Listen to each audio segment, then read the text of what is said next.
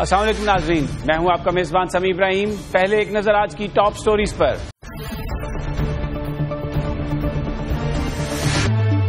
جنگ بندی میں توسیع پر طالبان قیادت میں اختلافات، امن مذاکرات کا مستقبل کیا ہے؟ کراچی میں بجلی کی قیمتوں میں ہوش ربا اضافہ، غم کے مارے غریب کہاں جائیں، کس سے فریاد کریں؟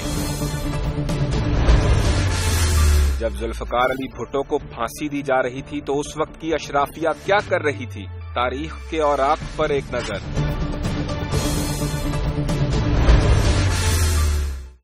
طالبان کے ساتھ مذاکرات کا سلسلہ ابھی تک تھما ہوا ہے۔ سیز فائر جو ہے اس میں بھی ایکسٹینشن کا اعلان نہیں کیا طالبان نے، لیکن یہ جو خبر تھی کہ فاٹا میں پولیٹیکل ایجنٹ نے طالبان کے کچھ ساتھی رہا کیے ہیں، 17 لوگوں کو رہا کیا ہے۔ وزیراعظم ہاؤس یہ کہہ رہا ہے کہ یہ وزیراعظم کے آرڈر پر ان کو رہا نہیں کیا گیا، یہ معمولی جرائم میں ملوث لوگ تھے اور پولیٹیکل ایجنٹ نے انہیں رہا کیا ہے۔ آج ہم اس ایشو پر بات کریں گے۔ ہمارے ساتھ ہیں بریگیڈیئر ریٹائرڈ محمود شاہ صاحب۔ السلام علیکم شاہ صاحب۔ وعلیکم السلام ابراہیم صاحب۔ شاہ صاحب یہ بیان فرمائیے گا، یہ ایک کنٹروورسی جنریٹ ہو گئی ہے۔ وزیراعظم ہاؤس کا یہ کہنا ہے کہ یہ وزیراعظم کے حکم پر ان لوگوں کو رہا نہیں کیا گیا، لیکن غیر ملکی میڈیا یہ کہہ رہا ہے کہ جن لوگوں کو رہا کیا گیا ہے وزیراعظم کے حکم سے اور یہ طالبان کے ساتھی تھے۔ کیا آپ سمجھ رہے ہیں کہ حکومت رہا کرے گی قیدیوں کو؟ اس پوزیشن میں ہے؟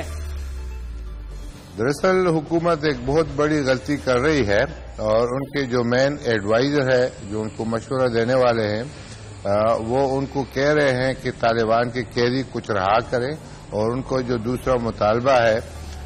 اس کا بھی تھوڑا سا اس کو ٹون ڈاؤن کر کے کہ جی 2-4 جو ہے وہ ملٹری چیک پوسٹ اگر ہٹانے سے مسئلہ حل ہوتا ہے تو اس کو کیوں نہ کیا جائے۔ میرے خیال میں یہ حکومت کی بہت بڑی ناکامی ہوگی۔ یہ جو مذاکرات ابھی تک ہو رہے ہیں یہ طالبان کے ٹرف پہ ہو رہے ہیں۔ طالبان کے پاس انیشیٹو ہے اور حکومت نے ابھی تک اپنا مقصد بھی ان کے سامنے بیان نہیں کیا کہ اس مذاکرات سے حکومت کیا حاصل کرنا چاہتی ہے، اور میرے خیال میں اگر یہ پالیسی حکومت کی رہی تو یہ ایک بہت بڑی جنگ کا پیش خیمہ ثابت ہوگی۔ جو امن کے ہم امیدوار ہیں، میرے خیال میں اس کے اوپر پانی پھرے گا، اور حکومت جو ہے ایک قسم کی سیاست کھیل رہی ہے کہ جب کہتی ہے کہ آدمی ہم نے رہا نہیں کیے، پولیٹیکل ایجنٹ کون ہوتا ہے رہا کرنے والا لوگوں کو، تو میرے خیال میں وہ ایک طرف جو ہے اپنی ذمہ داری جو ہے سے ہٹانا چاہتے سر سے، لیکن دوسری طرف جو ہے یہ لگتا یہ ہے کہ شاید وہ طالبان کے جو ڈیمانڈز ہے ان کو ایکسپٹ کرنے والی ہے۔ اچھا شاہ صاحب، اگر سول حکومت یہ سمجھتی ہے اور وہ ان کی ڈیمانڈز کو ایکسپٹ کر لیتی ہے تو آپ کیا سمجھتے ہیں کہ یہ جو ایک ڈیولپمنٹ ہوگی، یہ پھر جو پاکستان میں سول ملٹری ریلیشن شپ ہے وہ کیسے پلے آؤٹ ہوگا؟ دراصل میرے خیال میں جو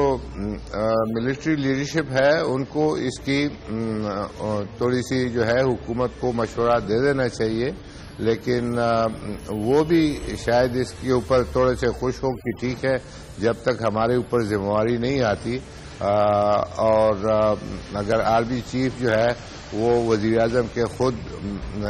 چنے ہوئے ایک آدمی ہیں تو میرے خیال میں ملک کے لیے یہ اچھی بات نہیں ہوگی، اور نہ میں سمجھتا ہوں کہ ملٹری کو اپنا جو ول ہے ان کے اوپر امپوز کرنا چاہیے، لیکن وہاں پر کوئی سینیٹی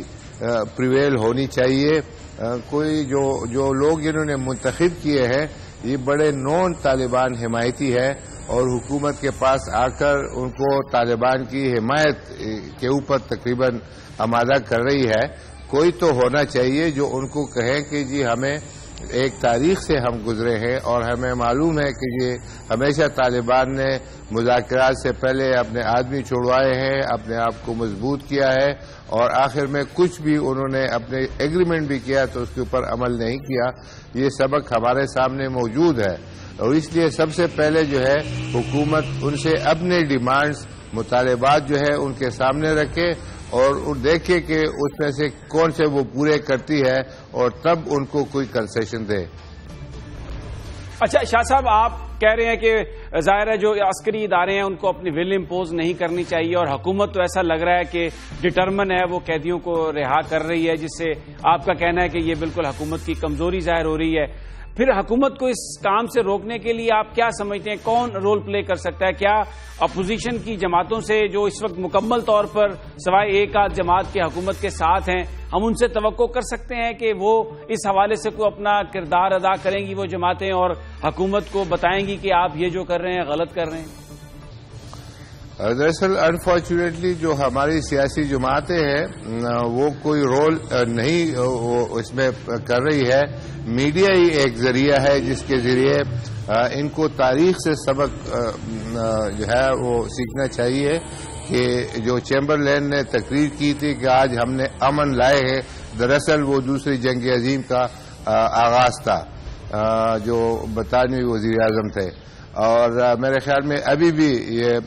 میاں صاحب کے لیے ایک وارننگ ہے کہ وہ امن نہیں، وہ جنگ کی بنیاد رکھ رہے ہیں۔ اور میرے خیال میں میڈیا میں جتنے بھی ہم کہہ سکیں، اور یہ ہم میاں صاحب کے اوپر نہیں چھوڑ سکتے، اس ملک کی قسمت عمران خان پہ نہیں چھوڑ سکتے، کیونکہ تمام یہ جو ہے کسی نہ کسی طریقے سے طالبان کے حمایتی ہے، اور یہ بھی نہیں ہے کہ باقی پارٹیاں ان سے ڈر جائیں اور وہ حقیقت کا ادراک نہ کریں اور اس طریقے سے وہ بات نہ کر سکی۔ یعنی جو مذاکرات ابھی ہوئے ہیں، لٹرلی آپ کے جو مذاکراتی ٹیم ہے آپ نے ان کے حوالے کیا، وہ طالبان روڈوں کے اوپر بندوقوں کے ساتھ کھڑے تھے، وہاں پر جو مذاکرات ہو رہے تھے سب کے ہاتھوں میں بندوقیں، یعنی ان کے جو مذاکراتی ٹیم تھی ان میں تھی،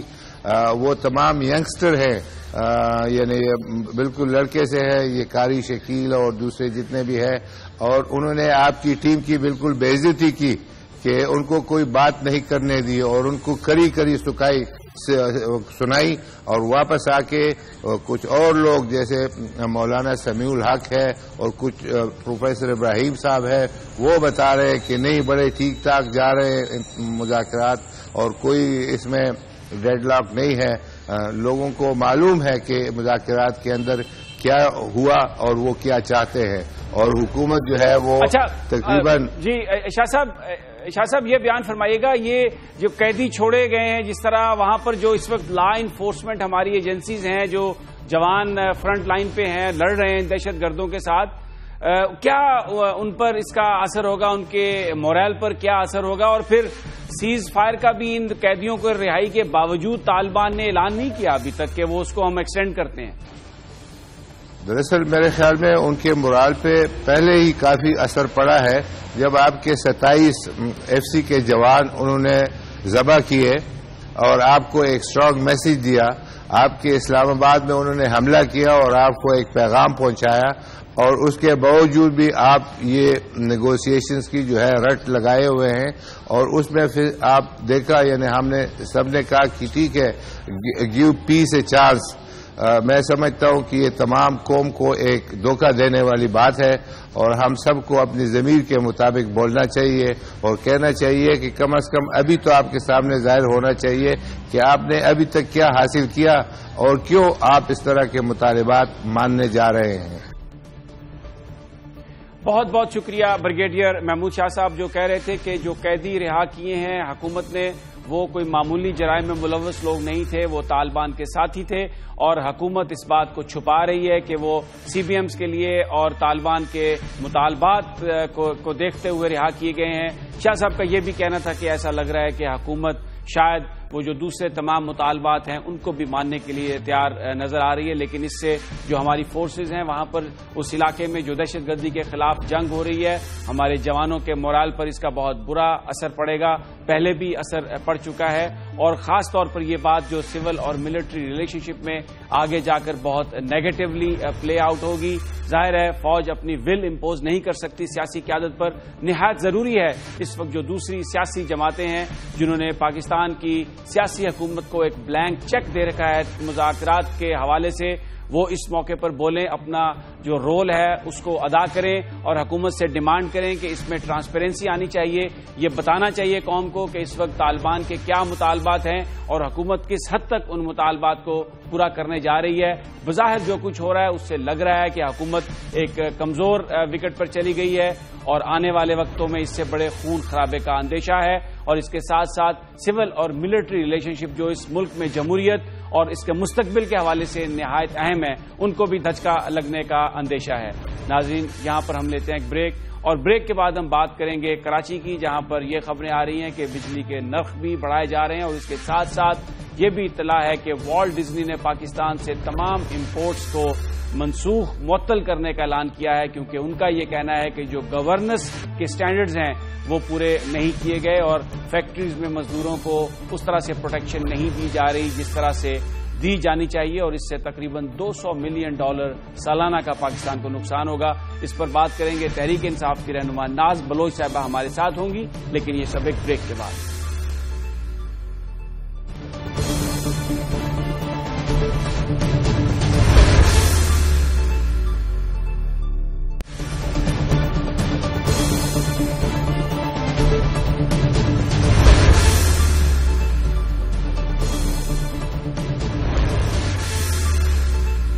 خبریں یہ آ رہی ہیں کہ حکومت نے فیصلہ کیا ہے, نیپرا نے فیصلہ کیا ہے کہ کراچی میں پاور کے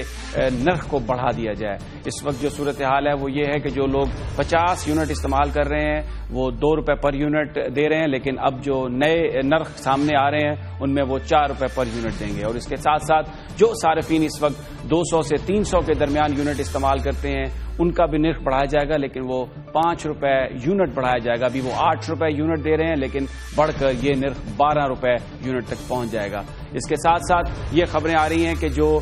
والٹ ڈزنی ہے اس نے پاکستان کے ساتھ ہر قسم کی امپورٹ کو منسوخ کرنے, معطل کرنے کا فیصلہ کیا ہے, اور اس کی وجہ یہ ہے, ان کا کہنا ہے کہ فیکٹریوں میں ورکرز کو, مزدوروں کو جو رائٹس ملنے چاہیے, جس طرح سیفٹی سٹینڈرڈز ہونے چاہیے, جو ایک سسٹم آف گورننس ہے, اس کو حکومت پاکستان نے امپروو نہیں کیا. بنگلہ دیش کو بھی وارننگ دی گئی تھی, لیکن بنگلہ دیش نے اپنے معاملات ٹھیک کر لیے. پاکستان کی حکومت جو یہ دعویٰ کرتی ہے کہ بہت بڑی گورننس ہے اور بڑی بیسٹ گورننس ہے, ہماری جو امپورٹس ہیں والٹ ڈزنی نے ان کو معطل اور منسوخ کرنے کا فیصلہ کیا ہے, جس سے $200 ملین سالانہ کا نقصان ہوگا. بڑا سوال یہ ہے کہ اگر والٹ ڈزنی نے یہ فیصلہ کیا ہے تو کل یورپین یونین بھی کہیں اس کو فالو نہ کر لے. GSP+ کا سٹیٹس بڑے عرصے کے بعد ملا اور بڑی توقع ہے پاکستان کو کہ اس سے پاکستان کی ایکسپورٹس میں اضافہ ہوگا, پاکستان میں روزگار ملے گا, پاکستان میں ریونیوز آئیں گے. اس ساری صورتحال پر بات کرتے ہیں. ناز بلوچ صاحبہ تحریک انصاف کی رکن ہے قومی اسمبلی کی, کراچی سے ان کا تعلق ہے. السلام علیکم ناز صاحبہ. وعلیکم السلام. جی ناز صاحبہ, سب سے پہلے تو اب یہ کہا جا رہا ہے کہ کراچی میں بجلی کے نرخ بڑھا دیے گئے ہیں. غریب جو ہے جو پہلے $2 یونٹ دیتا تھا وہ $4 یونٹ دے گا, گویا 100%, اور جو 200 سے 300 کے درمیان جن کے یونٹس تھے وہ اب $5 یونٹ سے بھی زیادہ کا اضافہ. تو اس مہنگائی میں یہ کیا جس طرح حکومت کر رہی ہے, غریب آدمی کیسے گزارا کرے گا, اور آپ کی جماعت کیا کر رہی ہے اس حوالے سے؟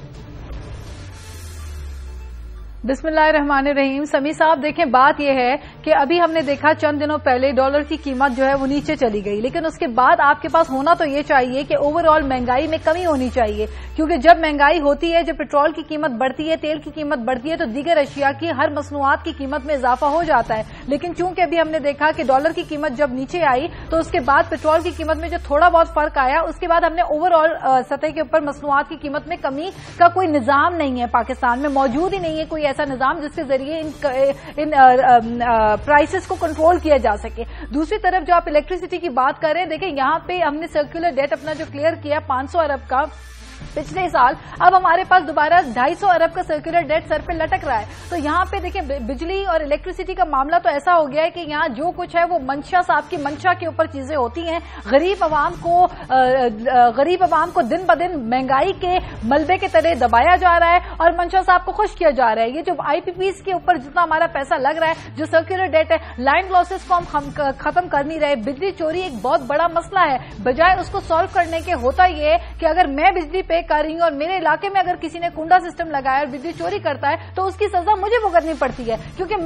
मुझसे वो लाइन लॉसेस की मद में जो इलेक्ट्रिसिटी का बिल बढ़ाया जा रहा है वो मैं अदा कर रही हूँ। तो ये कौन सा कानून है, ये कौन सा इंसाफ है कि जो बिजली चोरी कर रहा है उसके लिए तो कोई सजा नहीं, लेकिन जो बिजली का बिल पे कर रहा है उसको आप बर्डन डबल डाल रहे हैं, ऊपर से गर्मियां सर पे हैं। अच्छा, इसमें गर्मियों में आप बजाय इलेक्ट्रिसिटी। नाज साहबा, मेरा सवाल आपसे ये है कि ये जो कुछ गवर्नमेंट ने कीमत बढ़ाई है, इससे गवर्नमेंट का ये कहना है कि वो 20 अरब रुपए की जो सब्सिडी दे रही है उसको खत्म करेगी, लेकिन दूसरी जानब खुद इसहाक डार साहब ने नेशनल असेंबली के फ्लोर पर यह बताया कि गुज़श्ता 8 महीने में जो बड़े बड़े बिजनेसेस हैं एसआरओज के जरिए उनको 320 अरब रुपए की टैक्सेस में छूट दी गई। मेरा सवाल आपसे ये है कि पाकिस्तान की बड़ी सियासी जमात है तहरीक इंसाफ, जब इस तरह की फैसले होते हैं, इस तरह के फिगर्स आते हैं, तो हमें कोई बड़ा इस हवाले से रिएक्शन नजर नहीं आता। ऐसे लग रहा है कि तालिबान से मुज़ाकरात की बात पर मुकम्मल तौर पर हर चीज का इख्तियार वफाकी हुकूमत को दे दिया गया और कोई भी किसी नाइंसाफी पर बोलता ही नहीं है।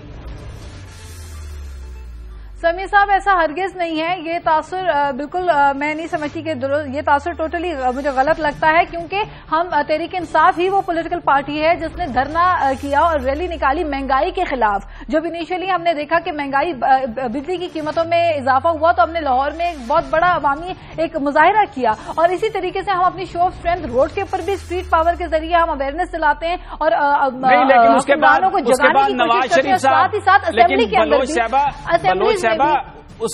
उसके बाद वजीर आजम गए इमरान खान साहब के घर और सारा मामला खत्म। अब हमें तो कोई अपोजिशन नजर नहीं आती करती हुई तहरीक इंसाफ। नहीं जी, समीर साहब वजीर आजम अगर खान साहब के पास गए थे वो सिर्फ एक नुक्ते के ऊपर गए थे, वो सिर्फ और सिर्फ मुज़ाकरात के मामले के ऊपर, ये एक नुक्काती एजेंडा के ऊपर गए थे। इसके अलावा पाकिस्तान तहरीक इंसाफ ने ना कभी फ्रेंडली अपोजिशन का किरदार अदा किया है, ना कभी करेगी। पाकिस्तान तहरीक इंसाफ पाकिस्तान की गरीब अवाम और इंसान दोस्त पॉलिटिकल पार्टी है, अवाम के साथ खड़ी है। जहां जहां नाइंसाफी होगी आप तहरीक इंसाफ को एक स्ट्रांग अपोजिशन के तौर पे असेंबली में भी पाएंगे और अवाम के साथ रोडों के ऊपर भी आप पाएंगे, क्योंकि बिजली के नर्ख में जो इजाफा होगा उसको आम अवाम बर्दाश्त नहीं कर सकता। आगे ही आपके पास इतनी महंगाई है, ताबड़तोड़ हमले महंगाई के हो रहे हैं और शदीद बहरान, जिस तरह अभी आपने फरमाया कि बिजली ना होने से हमारी इंडस्ट्रीज रैप अप हो रही हैं। एक तो सिक्योरिटी यहाँ पे नहीं है, इंटरनेशनल इंटरेस्ट हम खो रहे हैं, इन्वेस्टमेंट बैरून मुल्की हमारे मुल्क में नहीं आ रही है, जो इन्वेस्टर्स यहाँ थे वो भी यहाँ से निकल के बांग्लादेश की तरफ रुख करके जा रहे हैं। तो ये किस तरफ लेके जा रहे हैं इसहाक डार साहब?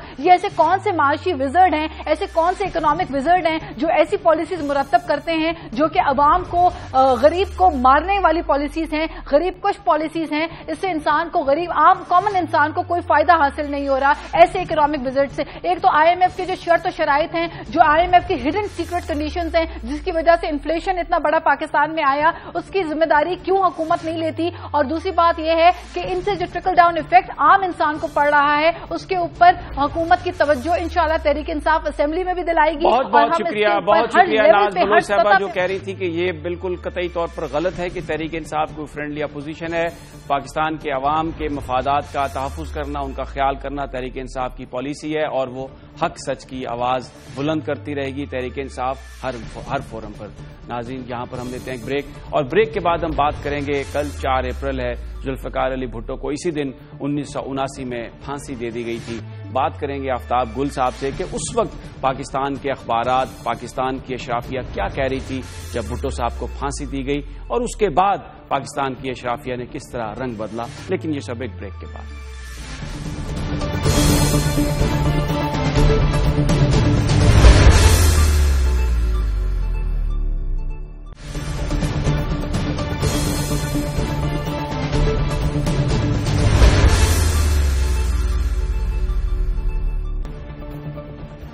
कल 4 अप्रैल है, पाकिस्तान पीपल्स पार्टी के बानी और साबिक वजीर आजम जुल्फ़िकार अली भुट्टो की बरसी मनाई जा रही है। बहुत सारे लोग उन्हें शहीद कहते हैं, लेकिन पाकिस्तान में बहुत सारे ऐसे लोग भी हैं जो उनकी शख्सियत को मुतनाज़ा बनाकर ये कहते हैं कि उन्हें सजाए मौत हुई, इसलिए उन्हें शहीद कहना मुनासिब नहीं है। लेकिन इस वक्त जो बहुत सारे लोग हम स्क्रीन पर देखते हैं, बहुत सारे इदारे उनकी जिस तरह तारीफ करते हैं, अगर हम माजी में झांक कर देखें और जाएं हम 1979 में 5 अप्रैल 6 अप्रैल जब भुट्टो کو پھانسی ہوئی تھی اس کے بعد کی کیا صورتحال تھی، تو ایک بڑی عجیب سی صورتحال نظر آتی ہے. ایسا لگ رہا ہے کہ جیسے پورا پاکستان اس وقت یہ چاہ رہا تھا کہ ذوالفقار علی بھٹو کو پھانسی ہو جائے. میں کچھ ریسرچ کر کے آج ہم کچھ اس وقت کے جو بڑے اخبارات تھے ان کے اداریے آپ کے گوش گزار کریں گے، صرف یہ بتانے کے لیے کہ اس وقت صورتحال کیا تھی اور کس طرح پاکستان کے الیکٹڈ وزیر اعظم کو جب پھانسی پر لٹکایا جا رہا تھا تو نان اسٹیٹ ایکٹرز اور صحافت جسے ہم فورتھ پلر آف اسٹیٹ کہتے ہیں کس طرح اس عدالتی قتل میں اسٹیبلشمنٹ کے ساتھ شریک تھی. سب سے پہلے جو اداریے کے کچھ حصے میں پڑھنا چاہتا ہوں، یہ 5 اپریل کو چھپا کہ مشہور مقولہ بھی ہے قتل ظاہر ہو کر رہتا ہے، اور اس مقدمے نے تو صرف اہل پاکستان کو ہی نہیں ساری دنیا کو دکھا دیا ہے کہ زبان خنجر چپ بھی رہے تو مقتول کے خون کی پکار قاتل کی آستینوں سے سنی جانے لگتی ہے. اس بحث کی صدائے بازگشت آئندہ بھی سنی جاتی رہے گی کہ بھٹو محب وطن تھے یا نہیں، لیکن تاریخ کا فیصلہ اس وقت ہی سامنے آئے گا جب بھٹو کا پورا اعمال نامہ آہستہ آہستہ سامنے آئے گا. اس ریکارڈ کے کچھ پہلو ان کے زمانہ اقتدار میں ہی سامنے آ گئے تھے، مزید پہلو کرتاس ابیض کے ذریعے منظر عام پر آ چکے ہیں اور ابھی یہ سلسلہ مکمل نہیں ہوا. اس وقت کا دوسرا بڑا اخبار وہ بھی اپنے اداریے میں یہی لکھتا ہے، اس میں ان کا ایک حصہ آپ کو سناتا ہوں. آخر میں ہم یہ بات نہایت اچھے طرح سے واضح کرنا چاہتے ہیں کہ اب ملک میں کوئی فرعون، چنگیز اور ہٹلر بننے کا خیال دن میں نہ لائے. پاکستان کے عوام کا سیاسی اور اسلامی شعور پوری طرح بیدار ہو چکا ہے. یہاں جو جمہوری اور اسلامی اصول سے انحراف کی راہ اختیار کر کے فوج کی گردن پر مسلط ہونے کی کوشش کرے گا اور ظلم و ستم کا بازار گرم کرنا چاہے گا، اس کا عوام اور ہماری بہادر افواج بھی احتساب کریں گی اور ہماری عدلیہ بھی اسے اس کے جرائم کی قرار واقعی سزا دے گی. یہ مقدمہ ایک بہت بڑی آزمائش تھا جس میں ہماری عدلیہ بھی پوری اتری اور صدر ضیاء الحق بھی. ان دونوں نے بڑے سے بڑے دباؤ کی پرواہ نہ کی اور عدل و انصاف کے پرچم کو بلند رکھا. گویا نوائے وقت یہ کہہ رہا تھا کہ پتہ نہیں بھٹو صاحب محب وطن ہیں بھی یا نہیں، اور جنگ یہ کہہ رہا تھا کہ یہ انصاف کا پرچم بلند رکھا ضیاء الحق نے پھانسی دے کر، اور عدلیہ نے بھی اس پرچم کو بلند رکھا. اب آتے ہیں انگریزی اخبار کی طرف. وہاں پہ اگر ہم ان کے اداریے پر نظر ڈالتے ہیں تو اس وقت ان کا جو مین اداریہ تھا وہ انہوں نے ذوالفقار علی بھٹو پر لکھا ہی نہیں. ان کے مین اداریے میں بہت سارے دوسرے مسائل تھے، وہ دوسرے جو معاملات ہیں زندگی کے ان پر اس وقت بحث کرتے ہوئے نظر آ رہے تھے. صرف ایک نظر جو اوپینین کالم تھے ان کے عنوان آپ کو میں بتاتا ہوں جس سے آپ کو اندازہ ہو کہ پاکستان کے اندر ہونے والی جو صورتحال تھی، جو ڈیولپمنٹ تھی، اس کو وہ کس نظر سے دیکھتے تھے. جو ڈان کا جو آپیڈ پیج ہے اس میں جو کالم تھے، ایک کالم تھا مالٹا اور برٹن پارٹ کمپنی، دوسرا جو کالم تھا ایک journey through hills and valleys, اور پھر تیسرا جو کالم تھا وہ تھا a healthy child and safe future. یعنی جو ذوالفقار علی بھٹو کے ساتھ ہوا، پاکستان کے الیکٹڈ پرائم منسٹر کے ساتھ ہوا، جس طرح وزیر اعظم کو، سابق وزیر اعظم کو پھانسی دی گئی، اس کے حوالے سے اس وقت بھی جو اخبار ڈان بڑا انگلش کا اخبار تھا وہ اس میں کچھ اس حوالے سے نہیں تھا. اسی طرح اگر سیاسی لیڈروں کے بیانات پر نظر ڈالیں تو وہاں پر ہمیں مولانا مفتی محمود، جماعت اسلامی کے رہنما، سب اس قتل کو جائز قرار دیتے ہوئے نظر آ رہے تھے. مفتی محمود صاحب جو فضل الرحمان صاحب کے والد ہیں، انہوں نے تو یہاں تک کہا کہ شاید اللہ تعالیٰ نے جو ڈیوٹی دی ہوئی تھی جنرل ضیاء الحق کو وہ بھٹو کو پھانسی دے کر انہوں نے پوری کر دی. یہ جو صورتحال ہے جس وقت پاکستان میں ڈکٹیٹرز نے اپنی منمانی کی اور اس وقت تمام ادارے جن میں بیوروکریسی بھی تھی، جن میں میڈیا بھی تھا، انہوں نے ڈکٹیٹرز کی حمایت کی، لیکن جیسے جیسے وقت گزرتا ہے تو وہ بھی اپنا رنگ بدلتے ہیں. یہ سب کچھ آج اس لیے گوش گزار کر رہے ہیں کہ ہماری نوجوان نسل کو یہ پتہ چل سکے کہ جس وقت ذوالفقار علی بھٹو کو قتل کر کے ایک بربریت اور جارحیت کا اس ملک میں کھیل کھیلا جا رہا تھا، تو اس وقت تمام وہ لوگ جو آج بھٹو صاحب کی تعریف کرتے ہوئے بھی نظر آتے ہیں، اصول کی بات کرتے ہوئے نظر آتے ہیں، ان کے ہاتھ بھی اس خون میں رنگے ہوئے تھے. نظریہ ضرورت صرف ہماری عدالتوں میں نہیں رہا، نظریہ ضرورت ہماری اشرافیہ نے اپنا رکھا تھا، جس میں بیوروکریٹس بھی ہیں، جس میں ہماری فوج کے لوگ بھی تھے، جس میں ہمارا میڈیا بھی شامل ہے، جس میں بزنس کمیونٹی بھی شامل ہے. کب یہ ختم ہوگا؟ اور یہ جو انٹلیکچوئل ڈس آنیسٹی ہے، جس وقت پریشر پڑے تو اس پریشر کے ساتھ چلے جائیں، جب پریشر ختم ہو جائے تو آ کر شہید بنا دیا جائے اور تعریف شروع کر دی جائے کب اس سے چھٹکارا ہمیں ملے گا؟ آج اس پر ہم بات کریں گے۔ آفتاب گل صاحب ہمارے ساتھ ہیں، پاکستان پیپلز پارٹی کے رہنما بھی تھے، تجزیہ نگار بھی ہیں، اور ان کی جو آنیسٹی ہے، اپنی کمٹمنٹ ہے، اس پر کوئی بھی شخص کم از کم اس پر سوال نہیں کر سکتا۔ السلام علیکم گل صاحب۔ السلام علیکم یار، آپ بڑی مہربانی۔ گل صاحب ایک منٹ آپ نے بہت مجھ پہ احسان کیا ہے۔ جو اشرافیہ کا آپ نے ذکر کیا، جو پاکستان کا کم از کم اربن پولیٹیکل ڈیموگرافک تھا،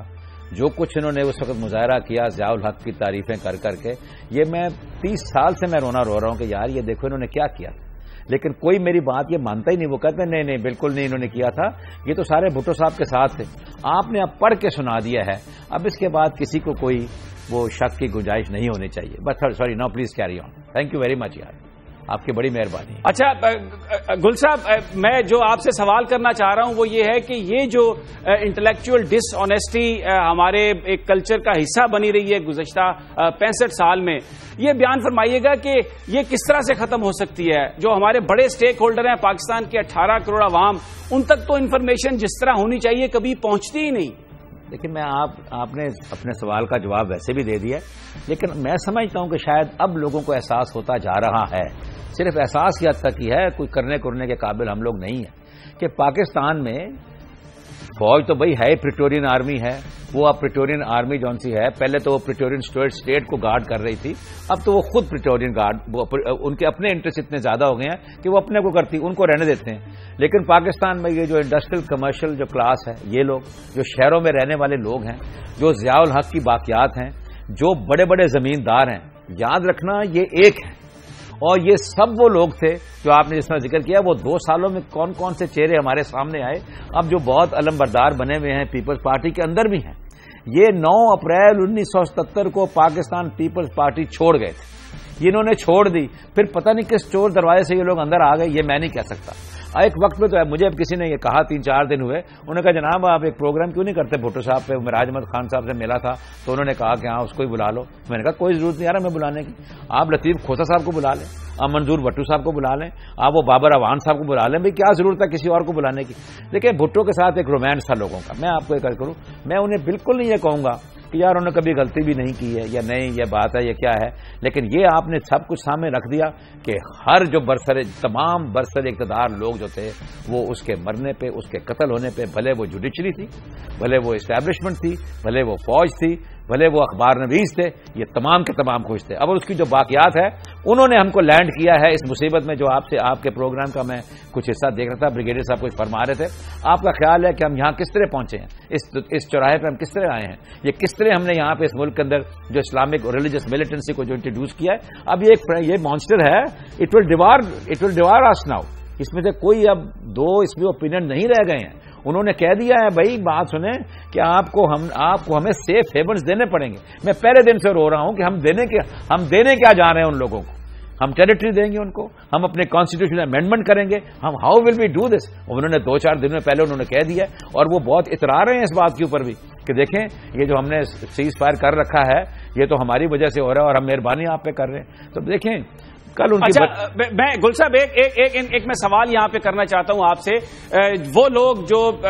قتل میں شریک تھے بھٹو صاحب کے، بعد میں پیپلز پارٹی میں آ گئے، اور اسی طرح ہم دیکھتے ہیں جب نواز شریف صاحب کو رخصت کیا گیا جو مشرف کے ساتھ تھے، بعد میں وہ اس وقت مسلم لیگ نون کی صفوں میں بیٹھے ہوئے ہیں، سارے ان کے ساتھ ہیں۔ یہ جو ٹینڈنسی ہے ہماری جو مین لیڈرشپ ہے کہ ان لوگوں کو پھر اپنے ساتھ ملا لیتی ہے، یہ آپ اس پر کچھ کمنٹ فرمائیے گا؟ پھر یہ سیاست آپ نے اس کا جواب خود ہی دے دیا، شاید آپ نے خیال نہیں ملا۔ آپ نے جو بات کی نا کہ ایک برسر اقتدار طبقہ اس ملک میں، اس نے کسی نہ کسی وہ انسیسچوس ہے، چلے ایسے کر رہے ہیں، وہ ایک انسیسچوس لوگ، incestuous not in the biblical sense, وہ اس طرح انسیسچوس ہیں، ہر آدمی کی بہن ہر آدمی کے بھائی سے بیائی ہوئی، لوگوں کی رشتہ داری ہیں، ملوں کے اندر حصہ داریاں ہیں، اور یہ جرنیل ورنیل بھی اس کے اندر شامل ہو چکے ہیں۔ لہذا میں نے یہ ایک خاندانی سارا معاملہ ہے، کوئی نہ کوئی رشتہ داری ہے، کوئی نہ کوئی دوستی ہے، یہ سارے ہاں ایک کا دکا آپ کو نظر آئے گا جو قربانی کا بکرا بن جائے۔ ادروائز بالکل آپ نے ٹھیک فرمایا کہ یہ سارے کے سارے وہاں چلے جائیں۔ اگر آپ دیکھیں میں جنرل مشرف کے، میرا مطلب مجھ سے زیادہ سے کون خلاف ہوگا، لیکن یار وہ ٹھیک کہہ رہا ہے، وہ کہتا ہے 12 اکتوبر کو میں تو ہوا میں تھا، جن لوگوں نے اس کو کیا تھا جو مجھے گرایا اور لے کر آئے، آپ ان سے وہاں سے ٹرائل شروع کریں۔ یہ کہہ رہے نہیں، کیونکہ آدھے سے زیادہ تو وہاں بیٹھے ہوئے ہیں، اور جو ان کے الیکٹورل ان کی جو میجورٹی ہے, جو رولنگ پارٹی ہے, اس کے اندر آپ قریت کرو کے دیکھ لیجیے وہ کون لوگ بیٹھ کے انہیں ساتھ. سو آپ کی بات آپ نے خود ہی جواب دے دیا کہ پاکستان میں ایک برسر اقتدار طبقہ ہے اور ایک محکوم لوگ ہیں. دیکھیں وہ بہت بہت شکریہ جناب آفتاب گل صاحب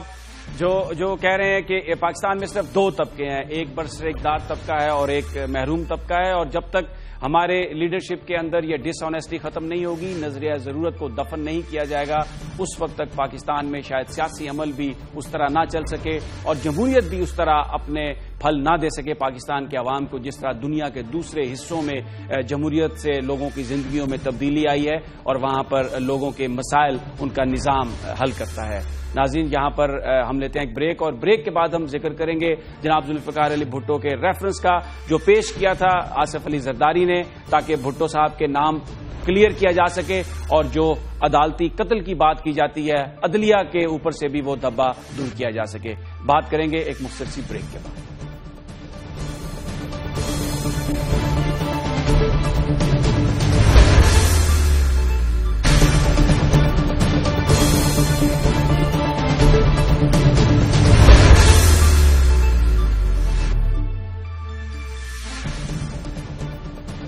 ذوالفقار علی بھٹو کے عدالتی قتل کے حوالے سے, ان کا نام کلیئر کرنے کے حوالے سے پاکستان پیپلز پارٹی نے ایک ریفرنس بھی پیش کیا تھا سپریم کورٹ آف پاکستان میں, لیکن اور اس کی سماعت ملتوی کر دی گئی تھی. بابر اعوان صاحب جو ان کے وکیل تھے اس حوالے سے, جنہوں نے اپنی وزارت کو بھی چھوڑا تھا, ان کو بھی بار کر دیا تھا ان کے ایک ریمارکس کی وجہ سے. آج بابر اعوان ہمارے ساتھ موجود ہیں, ان سے جاننے کی کوشش کرتے ہیں کہ اس ریفرنس کا کیا بنا. وہ جو بھٹو صاحب کا جو قتل تھا, جسے عدالتی قتل کہا جاتا ہے, اور ایک جج جنہوں نے انہیں سزا سنائی تھی, انہوں نے بھی اس بات کا اعتراف کیا تھا جسٹس نسیم حسن شاہ نے کہ وہ پریشر میں تھے. کیا بنا اس کیس کا؟ السلام علیکم جناب بابر صاحب. جی وعلیکم السلام سمی. امان صاحب, آپ کے ذمے یہ کام دیا گیا تھا, سپریم کورٹ میں بھی آپ گئے تھے, اور جو ہوا تھا عدالتی قتل بھٹو صاحب کا, ان کا نام کلیئر کرنے کی کوشش کی تھی آپ نے, لیکن وہ سارا کا سارا جو معاملہ تھا وہ وہیں تھم گیا. اب کیا ہے, وہ کہاں پر ہے وہ سارا سلسلہ؟ تھینک یو ویری مچ. پہلی بات یہ ہے کہ پاکستان کے عدالتی اور انصاف کے نظام کے اوپر سب سے بڑا اور انمٹ سیاہی سے جو لگا ہوا کالک نما داغ اور دبا ہے وہ شہید قائد عوام کا عدالتی قتل ہے.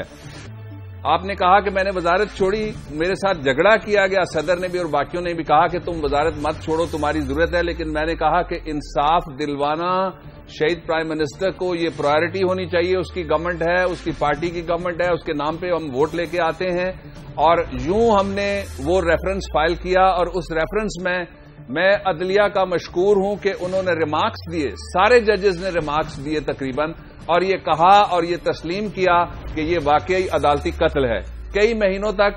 اس مقدمے میں وکیل کے طور پہ آرگو کرتا رہا. جب میرے آرگیومنٹس مکمل ہو گئے تو پھر ایک ایسا ریمارک جو ہلکا پھلکا تھا اس کو بنیاد بنا کے مجھے جج رانا افتخار نے عدالت سے باہر نہیں نکالا, بلکہ اس نے عملاً اٹھا کے بھٹو شہید کے عدالتی قتل کے حوالے سے انصاف کا ریفرنس وہ ردی کی ٹوکری میں رکھ دیا. اس کے بعد ایک اور وکیل صاحب کو ذمہ داری دی گئی, انہوں نے کیا کیا یہ وہ بتا سکتے ہیں, لیکن میں جو قوم کو بتانا چاہتا ہوں وہ یہ ہے کہ اس کے بعد یہ ریفرنس صرف ایک دفعہ لگا, وہ وکیل صاحب بھی نہیں آئے اور اس ریفرنس کو سنا نہیں گیا. میں آغاز میں ہی آپ کے ساتھ گفتگو کے یہ مطالبہ کرتا ہوں کہ نئے چیف جسٹس صاحب جو آئے ہیں وہ بھٹو ریفرنس کو لگائیں اور بھٹو ریفرنس کو سنیں اور اس کے اوپر فیصلہ دیں. اس کے فیصلے کے پہلے بحث کے دوران میں نے کئی درجن مثالیں ایسی دی مختلف دنیا کے جورسڈکشن سے, انکلوڈنگ انگلش جورسڈکشن, جو سارے ملکوں میں تقریباً ویسا ہی قانون ہے اور ویسے ہی ضابطے ہیں, کہ وہاں اینا گولڈی کے مقدمے میں 82 سال بعد انصاف دیا گیا, اور ابھی اس کی روشنی میں ہی برطانیہ کے اندر ہی ایگزیکٹلی 82 سال بعد قتل کا ایک اور مقدمہ اس کے ملزموں کو ٹریس کیا گیا ہے. پاکستان کے انصاف کا نظام جب تک پاکستان کے 73 کے آئین کے خالق کو انصاف نہیں دیتا اس کو سوالیہ نشان کا سامنا کرنا پڑے گا. اس کا دوسرا پہلو یہ ہے, جس طرح آپ نے کہا کہ جسٹس نسیم حسن شاہ نے اپنی کتاب کے اندر کہا, وہی نہیں بلکہ پہلی دفعہ اس مقدمے میں فائل کے اندر لگے ہوئے 6 عدالتی وارنٹ جاری کیے اس وقت کے چیف جسٹس نے کہ پھانسی دو، آج نہیں ہوتی کل دو، پرسوں دو، حالانکہ لا میں لکھا ہوا ہے کہ ایک دفعہ اگر ایکسیکیوشن نہ ہو سکے تو پھر ایک نیا پروسیجر چلتا ہے۔ تیسری بات، فیڈریشن آج بہت کمزور ہو گئی ہے۔ اس کا سبب یہ ہے کہ فیڈریشن کے لوگوں کو اکٹھا کرنے کی پاکستان کے پاس صرف ایک عمرانی معاہدہ ہے، اور اس عمرانی معاہدے کا خالق اگر اس کو نہ انصاف دیا جائے تو پھر میں نہیں سمجھتا کہ پاکستان کے نظام انصاف کے اوپر کسی کا اعتماد بحال ہوگا۔ اس سے بھی اگلی بات یہ ہے کہ اس مقدمے کو ایک طرف رکھ کے اگر آپ دیکھیں گے، تاریخ کا فیصلہ قائد عوام کے حق میں آ گیا، ساری دنیا کے جورسٹس نے فیصلہ دے دیا، پاکستان کے اندر کوئی سیاسی جماعت نہیں ہے آج جو یہ نہ مانتی ہو کہ وہ عدالتی قتل تھا۔ وہ مقدمہ آج کے آرٹیکل 6 سے بڑا آرٹیکل 6 کرنے والا،